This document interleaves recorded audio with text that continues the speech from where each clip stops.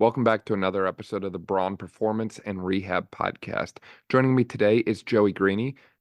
Joey is a strength and speed coach who works for a professional baseball team in addition to hosting camps and clinics for speed across the United States and other parts of Northern America. Joey and I are going to be discussing curvilinear speed today, and we also do a lot of talk about isometric exercise as well and how that plays into this curvilinear speed component. So, really great episode from one of the absolute best to do it. I really appreciate Joey and Joey's time and all the great stuff that he shared with us on the podcast today. This episode and every episode in season 5 is sponsored by Isophit. Isophit is my go-to things for all things relating to isometric exercise and can help you and your athletes win more and hurt less. For more on Isophit, you can check the description below. Enjoy. Joey, welcome back to the podcast. I'm super excited to work with you again today, man. Thank you so much for being here. Dan, thank you so much for having me. Really appreciate it. For people who might not be familiar with you and all the amazing things that you're doing in the sports performance and speed development realm, would you mind filling in a little bit about who you are and all that you do? Yeah, so I'm a strength and conditioning coach with the Tampa Bay Rays Major League team. I'm going on my 17th season overall in professional baseball. I've worked 9 years at the minor league levels with the Kansas City Royals. And then 2017, I transitioned into the major league role with the Rays. So I've been involved with baseball for a pretty long time. Worked with athletes, coaches, support staff from all around the world. Some incredible coaches and players, and I'm really interested in developing speed, the performance side of speed, and I think it's one aspect of sports, of the game, that you can really change the game if you're quick, explosive, and you work on developing that speed. Especially in a game like baseball, right? Being able to stretch a single into a double or steal a base or just get to a base and be called safe instead of out. Just those little simple things that can happen in a moment's notice can literally change the tide of the game and mean the difference between winning and losing every single time you step on the field. So I completely agree with your point that speed is essential. But as we were just talking a few minutes ago, I feel like speed development and speed training is often misunderstood. And I find a lot of coaches almost use conditioning as speed training, and they don't really have this concept that, having kids go run for 20 to 30 minutes doesn't necessarily mean they're going to get from first to second any faster. Yeah, you're absolutely right. And you said it best a little while ago that, speed training can improve your conditioning, but conditioning will not improve your speed training. And I think it's very important for young athletes to remember that, look, speed training is not conditioning. You need the proper rest in between your max effort sprints, in between your drills, your running drills. So that's very important, and really focus on developing those angles, developing that rhythm coordination, and then exposing yourself to max effort sprints. And you do that over a period of time, and you will improve your sprint speed. And so I think it's very important to emphasize, the amount of rest that you need when developing speed or going through your speed workouts. It's extremely important. Exactly. And understanding just how long it actually takes to hit that top speed, right? If you want to train top speed, you're not going to do 15-yard sprints and hit top speed. Great to work on acceleration, but I haven't met many people that hit their peak velocity in just 15 yards distance. So understanding the training parameters, like you mentioned, what we're trying to train in the first place. But on top of that, the rest in between is absolutely essential. A couple of years ago, we had a guy by the name of Bob King on the podcast, and we talked about speed training and the work he did with the Mavericks and the Cowboys. And, a lot of times he said he was giving people like 3, 4, 5 minutes sometimes rest in between sets. And, some athletes got frustrated with him because they spent more time resting than they did sprinting.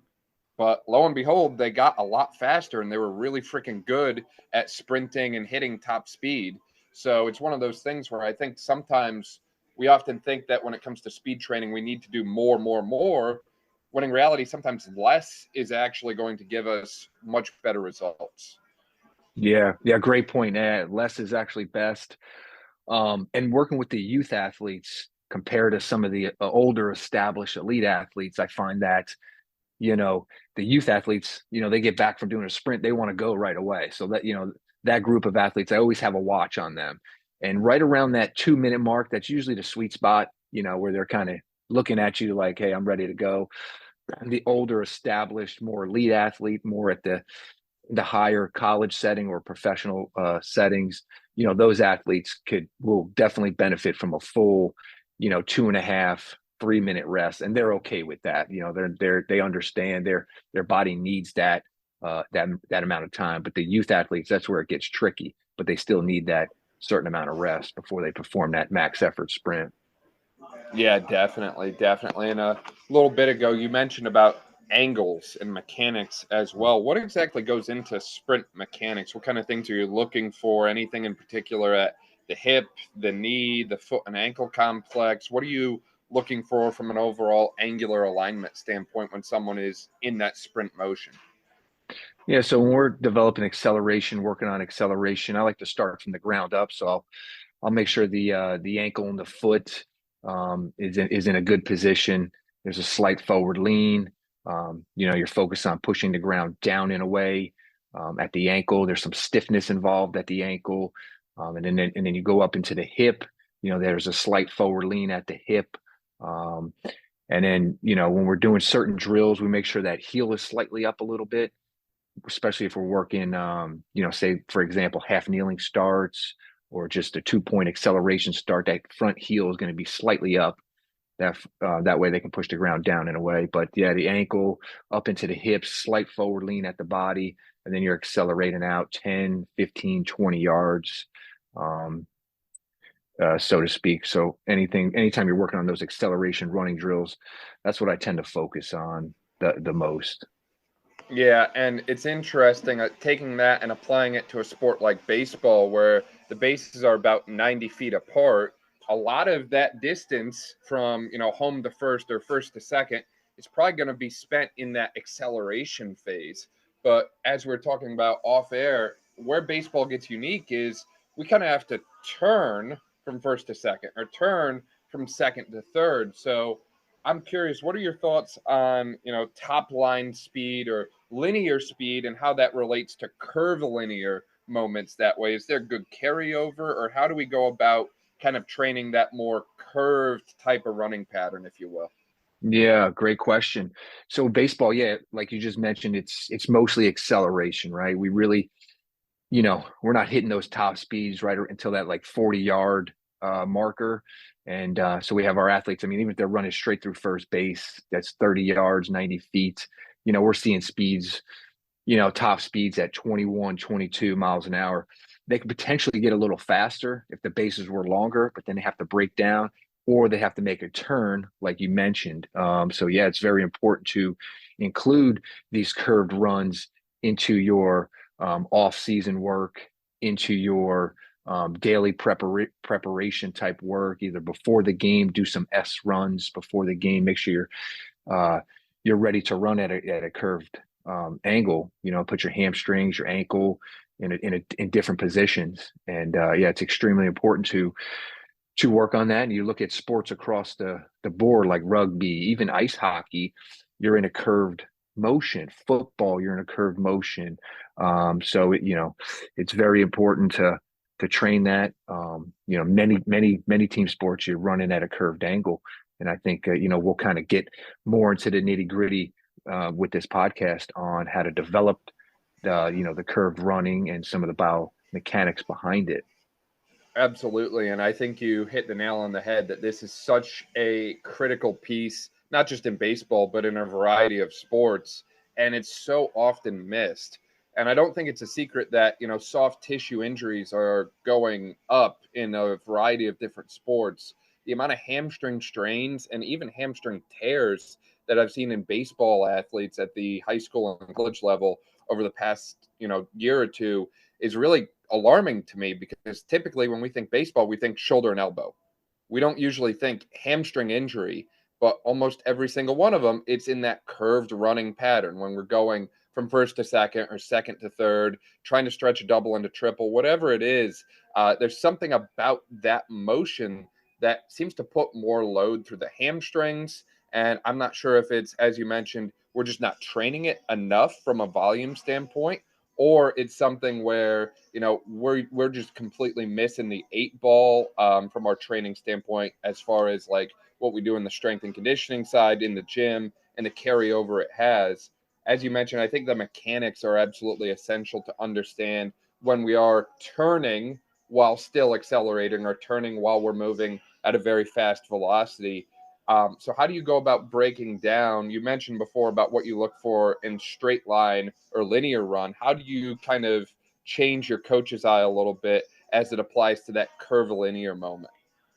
Yeah, it's a great question. So again, starting at the ankle and foot, you can do some eversion, inversion, kind of get those ankles moving a little bit, especially prior to curvilinear sprint training. You want to get those ankles and that foot kind of moving in different ranges of motion. And then going up the chain to the hip, there's more internal rotation as you're leaning into that curve. So keep in mind, the hip aspect with that. And then, you know, thoracic rotation too, moving up the chain. When you're leaning into that curved running pattern, there is some more thoracic rotation that you don't see when you're just running straight ahead in that linear motion. So again, the curve running places a greater emphasis on the ankle, on the hips, on that thoracic rotation. So again, you can utilize some of the methods, some of the different strategies, corrective exercises, the mobility, so to speak, in their prep work prior to going out and completing a curvilinear speed workout. Yeah, and I like that you brought up rotation of, multiple different body regions and inversion, eversion at the foot ankle complex, because I think a lot of times we look at most training programs and so much is purely sagittal plane in nature. It's like we go forward and we go backwards. And I can understand that to a point. I mean, I'm not going to, deny hip extension is absolutely essential and critical for developing speed and sprinting in any direction. But I don't think we can forget about some of these other rotary multiplanar forces that occur. And, I've noticed that the body seems to sacrifice movement quality for quantity. So if we don't have it, we're going to get it from somewhere else. And I think that puts, unnecessary load on a different structure that shouldn't be taking the load. Yeah, absolutely right. And again, you look at the hamstrings. The hamstrings are placed at different angles when you're making these curved runs. So it's important, and it's extremely important too that, baseball, we're kind of just turning left, right? Softball, you're turning left around the bases. Some of the other sports, you're going both sides, right? In rugby, you could be running left, you could be running right at a curve, same thing in football. But in baseball, we're always sticking to that left turn. So it's important that we include some of the right side turns. And I like using, the quarter curved runs, especially when you're starting out, just hitting those curved runs, getting the feel for that lean, and then progressing into the more max effort S runs, so to speak. That way you're working both sides, the left and the right side. You brought up such a great point on the fact that you're always going to be turning left around the bases. And while it's important to train, going to the left and going to the right, if all you ever do is go to the left, go to the left, go to the left, you're going to develop some different asymmetries. And I think that everyone always bashes muscular asymmetries. And, we say that they're bad and you have to be within 5% of the left versus the right and so on that way. But I think about a sport like baseball, and I think asymmetries almost develop because of the sport, right? You don't throw with both hands. Your throwing arm is going to look a little different than your non-throwing arm. Well, I think we can take that concept and apply it to the lower body in a very similar way, right? Like if I'm looking at a pitcher, the leg that they push off of the mound from might be a little different than the leg that they land on. Same thing from someone who's got to run the bases a lot. Maybe you've got, first or second hitter, gets on base a lot, does a lot of singles, doubles, base stealing, whatever it is that way. If he's getting on and running a lot over and over and over again, I'd imagine there's going to be a little difference between the left and the right, but, that might not be a bad thing. It might just be how we've adapted to the stimulus of always going to the left over and over again. And I think a lot of times we think that we need to correct every little asymmetry, and we forget sometimes they develop because of the stimulus that we're applying to the athlete from the sport itself. Yeah, you're absolutely right. There's so much volume in terms of rotation on one side that we cannot possibly, create the counter movement on the other side and match the volumes equally, So, there is going to be some asymmetries, through the sport itself that causes. But from a training aspect, from an injury prevention aspect, you could include some of the other side running. If you look at, wheels on your tires, right? If you just keep on, you take the same way to work each and every day and you just do that over and over and over, eventually the tires are going to wear out. And then you have to either rotate your tires or replace your tires. So it's important from a training aspect to include, both sides. You'll never get to that equal standpoint, but from a injury prevention side of things, that's extremely important. And like you mentioned, baseball, we just focus on acceleration, right? That is, we're only going 90 feet most of the time, unless you're legging out a double and triple, obviously. But hitting the top speeds, the flying sprints, and so on, those are more geared towards the injury prevention side. Exposing those hamstrings to high speed sprints, that's where our top end running training comes in.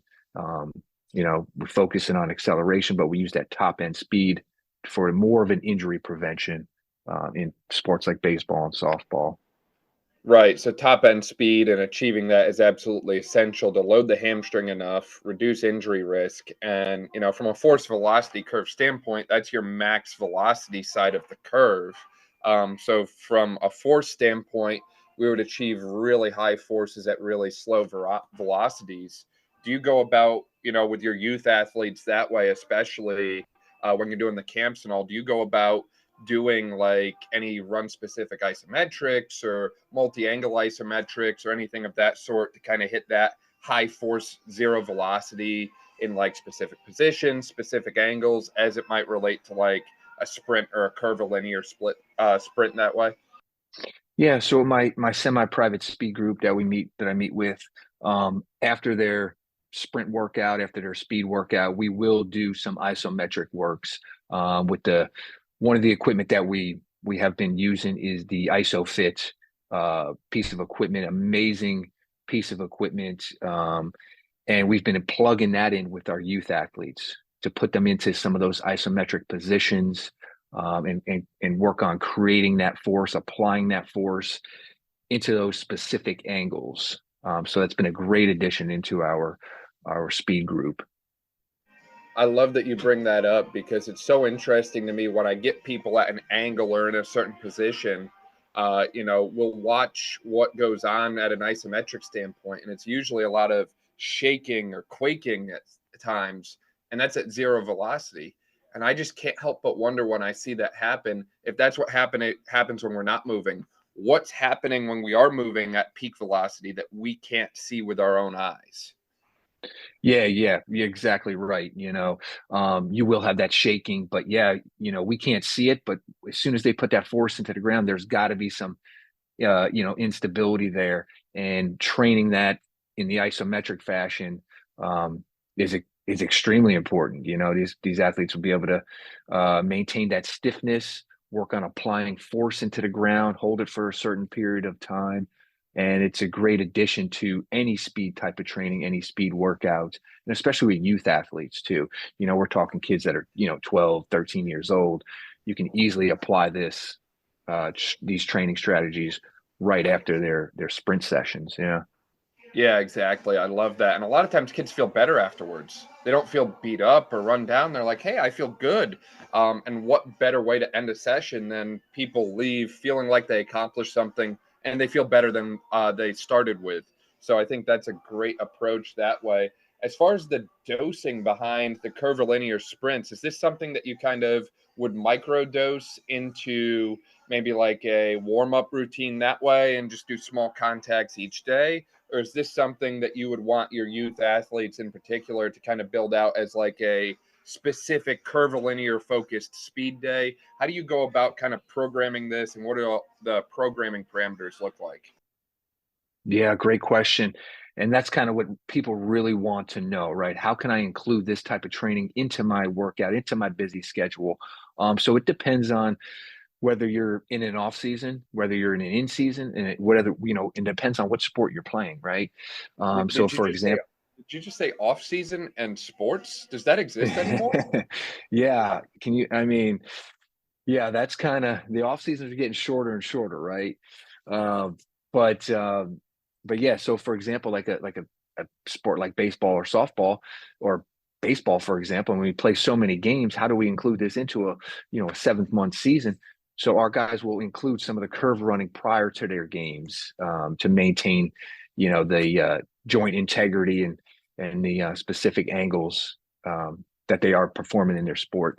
But then you look forward to the off season months, and you're like, okay, you have a little bit more time. Where can we include this into our training schedule, throughout the week? And I like to put the curve workout or curvilinear speed workout on a multi-directional day with an upper body upper body strength emphasis. So it would have its own day built into the week, so to speak. So one day maybe you're working on acceleration and doing lower body strength in the weight room.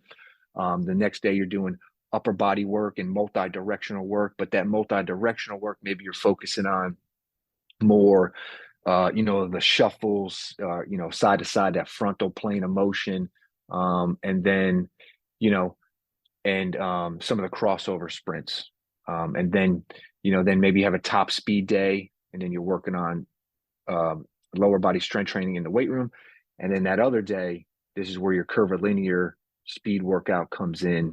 You're focusing on some of those curve runnings, accelerating out of the curve, decelerating in the curve, and then you perform your upper body strength training in the weight room. I love that breakdown, and I like how you give it a specific day. I think at the end of the day, when you have a purpose for every action is going to have a result. And a lot of times, I think people choose great exercises or great drills, but they don't put them together well. And I look at the program all written out, and I can't really figure out what we're even trying to accomplish in that day, because it's like, okay, we've got, a linear sprint, we've got a curvilinear sprint. Now we're cutting. Now we're going to go change direction. And then afterwards, we're going to go to the weight room and 3-rep max our squat. And then we're going to do core and arm farm, because that's just what we felt like putting on that day. And it's like, what are we actually getting from that approach and that program? So I think having intentions behind what you do from a sprint standpoint and from what you do in a gym standpoint is absolutely essential. And I think understanding progression is key there as well. And I think that's an area where, having access to someone such as yourself who does this stuff, hosts the camps and all that sort of thing to really dive into those progressions is absolutely essential, because, a lot of people can understand what level 1 and what level 100 looks like, but how do we bridge those gaps in between? And how do we go about individualizing that for the specific athlete in front of us? And, the answer is always going to be, it depends. It's a gray area. So unless you get someone who has, 15, 17 years of experience in this field in front of you to help you with that, you end up just kind of guesstimating on how to fill in that progression. And I think, the more you work with someone such as yourself from a coaching standpoint here, the better off you're going to be at actually progressing and seeing progress forward. Yeah, that's absolutely right. The, principle of progressive overload, right? Strength training 101, you want to start basic and then get more complex. You start out low intense and then you build up the intensity as you go. And I think, a lot of youth athletes just kind of get into it. They're just picking and choosing. They're pulling stuff together themselves, or parents are putting stuff together, or coaches are putting stuff together, and there's no really plan or purpose behind what they're doing. And you got to remember too, these workouts are taxing. Like when you are you working to develop speed, it is taxing on the body. That's why I like pairing it with a lower body workout, especially if you're doing just linear straight ahead stuff. hop into the weight room, knock out your lower body, and you're done for the day. But then when you get into those multi-directional days, again, that is taxing on your lower body. That's why I like to include the upper body strength work on that day, because the amount of time you're spent into that those athletic positions, and you're shuffling and you're changing direction, you're stopping and you're crossing over, it takes a toll on the body, and we have to remember that. And I always like to have that midweek, probably like on a Wednesday, is more of a recovery regeneration day, especially for the youth groups, to go through some soft tissue work, mobility, core work, and really emphasize a day of just moving around, active recovery, and then go ahead and perform another, speed session that week, or multi-directional training that week. So yeah, it's important to have a plan in place, and use the proper progressions. Those are great points. I mean, as you mentioned, sprinting and multi-directional speed training is a incredibly powerful stimulus, but we have to understand the stimulus and the dosing behind it. And again, if we go too heavy on that and then follow it right up with too heavy in the weight room with lower body, or even more plyo contacts, because anytime I think about sprinting or change of direction, I'm also thinking that it's almost going to count as a plyo contact in a way, because change of direction, we have to zero out our velocity one direction and then initiate velocity in a completely different direction. So understanding what we're doing, why we're doing it, and again, I love your point on pairing the multi-directional days with the upper body work.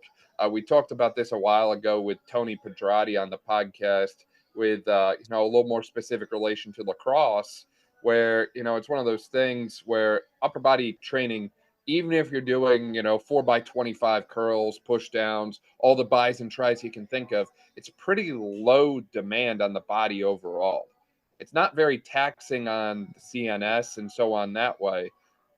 So it makes it a perfect pairing for these heavy CNS days, these heavy full body demand days of multi-directional work and so on that way, pairing a high stimulus with a low stimulus.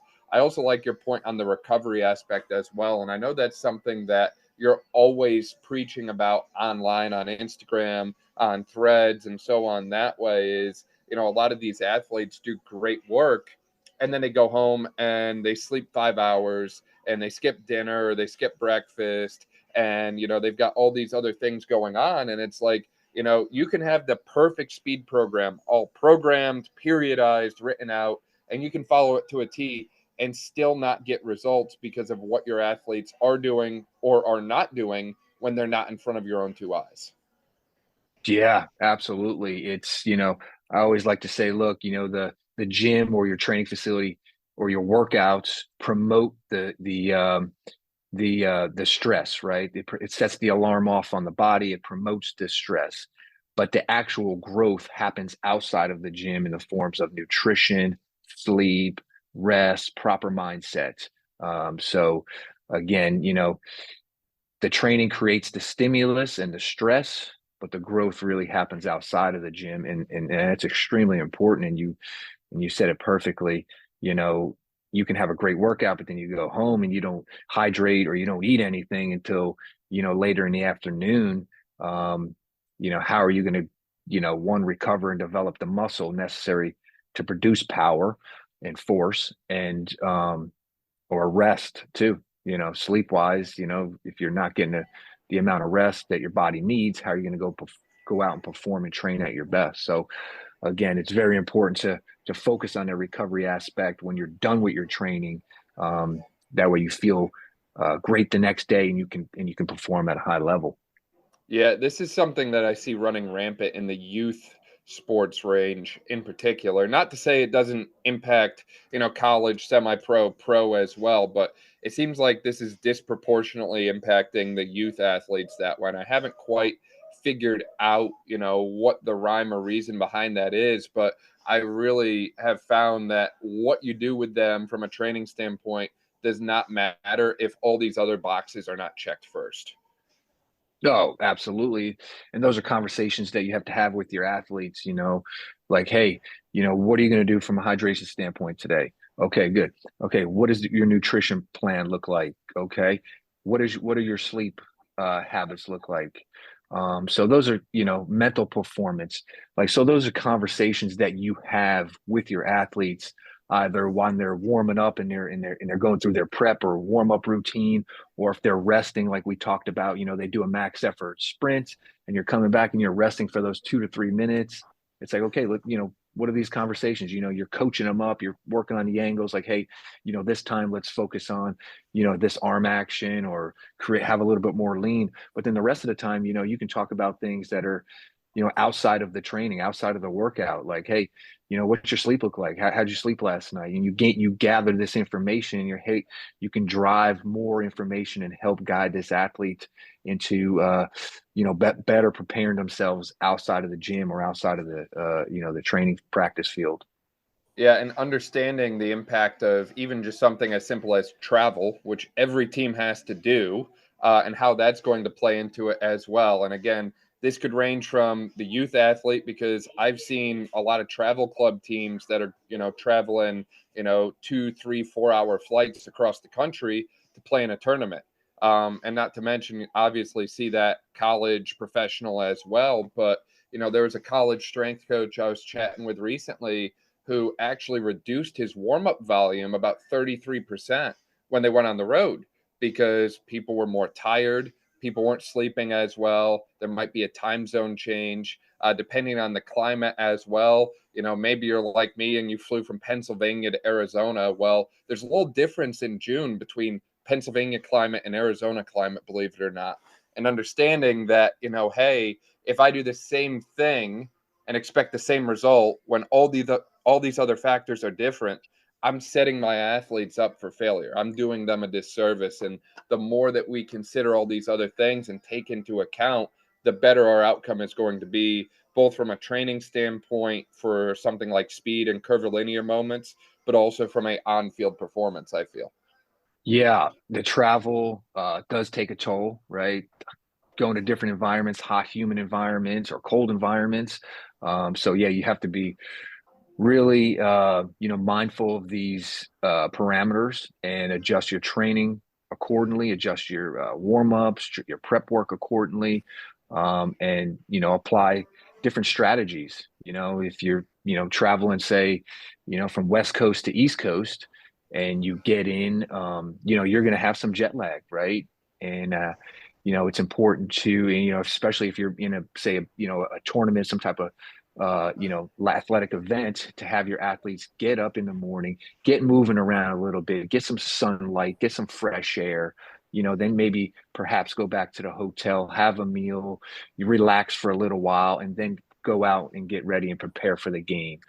So yeah, there is planning involved with travel, and especially, you're not sleeping in your normal bed that you're used to. You're not eating the food that you're accustomed to. So you have to consider all that and take that into consideration when traveling, especially with the youth level. So maybe you're packaging, you're bringing food with you that these athletes are used to eating, and again, staying well hydrated too when you travel is extremely important. Absolutely. And this is going back to our point on isometrics before. This is the perfect spot for your ISOs to come in, because every hotel room has walls. So why not just push against a wall? Obviously, don't knock the freaking thing over. But, if you want to start, training on the road and use something, easy enough that you can travel with it and it's not going to take up any space, but specific enough in that you can hit the angles that you're going to need to hit from a curvilinear standpoint and just an overall run specific isometric standpoint. Literally just use the wall in your hotel room, or use something that you can push against that's not going to move, and start with your ISOs when you're on the road, because that's going to give you a lot more bang for your buck than a lot of the other stuff I see people doing. Yeah, great point. You can easily include the isometric work either prior to showing up to the field or your game that day, or just do it right at the field too. I'm sure there's a fence or a wall that you can push and work on some of the angles to help prepare these athletes for sprinting, for running. Yeah, that'd be a great addition to any youth game or youth practice. You can perform them right at the field, or have your team do it at the hotel before they leave. Yeah. Yeah. What kind of ISOs would you look to incorporate in that type of setting? Is there anything specific that your mind initially goes to from like a lower body standpoint or upper body standpoint? Like even just like a thoracic ISO, I'm thinking like some kind of extend and rotate combo. What kind of things would you look for? And do you have any ISO dosing parameters that you like as far as like duration, sets, that sort of thing? Yeah. So especially with that population of athletes, I would probably do one or two lower body exercises, maybe a sprint specific isometric, kind of what you mentioned, where they're in that acceleration angle, pushing into the wall. And I would apply that for probably 10 seconds or so, maybe two sets, and really emphasize, pushing into the ground, push, push, push, push would be the coaching cue. And then I would do say an upper body isometric, perhaps maybe standing split stance, pushing into a wall for the upper body push. Again, probably 10 seconds or so, depending on the athlete. And then I would go back to more maybe like a split stance isometric hold for the lower body, and perhaps you can hold that a little longer, maybe the 20-second range, 20 or 30-second range, two sets, really targeting the glutes, the quads, and then perhaps get them lay on their back and have them walk out into a bridge position, so their legs are straight out, they're laying on their back, and their heels are on the ground, and that would be targeting the glutes and the hamstrings. So you would have your athletes lay down on their back, come up into a bridge position, and then slowly walk their feet out until they're straight, until they're flat on the ground. And they're just, their backs on the ground and their heels are on the ground. And now really target their hamstrings and their glutes. And I would do that probably two sets, 5 to 10 seconds or so. Yeah. Yeah, that's great. How much we talk about attention to detail different times. How much does attention to detail matter when it comes to these isometrics?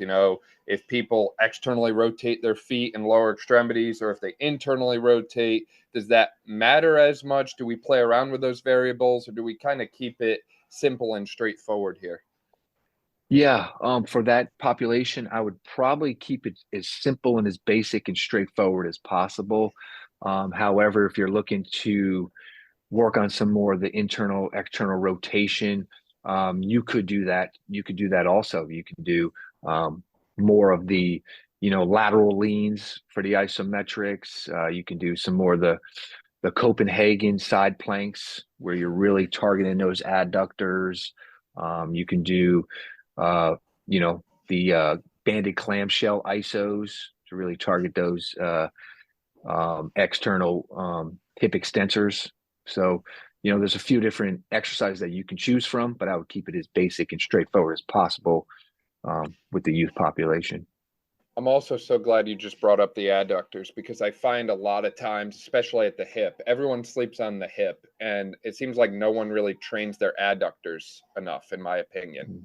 And I think that the ratio adductor to abductor is absolutely essential to understand, and yet we forget about the adductor and just train lateral hip external or lateral hip abductors and that sort of thing over and over and over again. When in reality, I think the adductors are essential for giving hip stability, and they're also increasingly important when we start to hit that curvilinear sprint and curve position, if you will, for providing stability at the hip. So I'm so glad you brought that up, because I find a lot of people forget to train them, just completely neglect them entirely.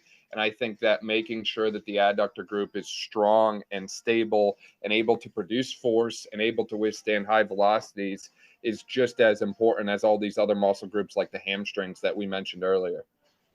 Yes, the adductors play an extremely important role, especially in curved running. Like you mentioned, the stability of that ankle and knee, and having strong adductors too, take the pressure, take the stress off of the hamstrings. So from an injury prevention standpoint on the hamstrings, having strong adductors would help.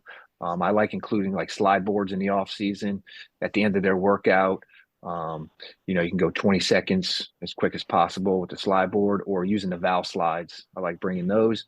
And then again, using the Isophit piece of equipment, you can kind of push into that piece and hold it. That's why I really like that that piece of equipment. It's very universal. You can do so many different isometric exercises on that help develop speed in different angles, but it's extremely good for creating the adductor strength that you're talking about. Yeah, for sure, for sure. And as we've been talking over the past, 40 minutes or so, I've realized that we've covered a lot of different, considerations. And it's one of those things where, I don't think speed training is as simple as people think it is. I think everyone wants, the simple, just do this and you're good to go. But there's so many factors and so many variables that come into play here. And it's a lot more complex than we think it is. And I like to simplify things as much as possible, but we also have to understand that there's some things that we just can't simplify to the point of, the simplest form. There's a limit to how much we can simplify speed training, and there's a lot of different variables and factors in play, and we ultimately have to be aware of all of them, and skipping steps or cutting corners is not really an option here. And I think in the human performance and strength and conditioning world, the more we skip and cut corners, the more we see people get injured. So I think having a thorough, firm understanding of these concepts, whether you're a strength coach, a clinician like a PT or sports doc or chiro or whatever that way, or if you're just so much as like, baseball athlete who wants to take their performance to the next level or understand what they're doing and why they're doing it, I think diving into these concepts and going down a few rabbit holes is absolutely essential to that. And Joey, I know that you're a great source of information for that stuff. I know you host the camps, and I think I heard correctly that you're launching an online course very soon, diving into all of those details as well. Would you mind sharing a little bit more about that for people who are interested? Yes. Working on a digital speed training course targeted towards parents and coaches of these young athletes throughout the world.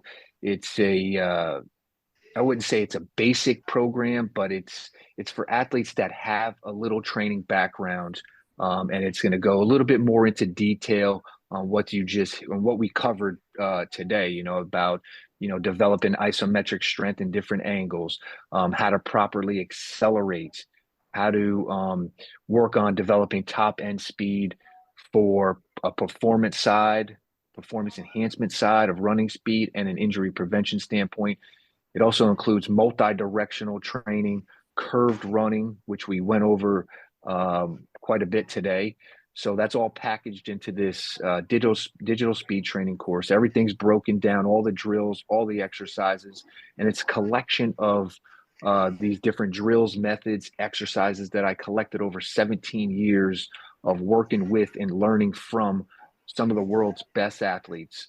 I try to take all that information and break it down into a 5-day workout program that a parent, a coach can simply take their athlete out to a field, an open field, and work on some of these drills to develop some more athleticism in the youth athletes. So I'm looking forward to it. We're kind of in the middle of the production. It's about 2 years in the making. So I'll be glad when it's finished. So, but it's going to be a great resource, a great tool for young athletes, no matter what sport you play.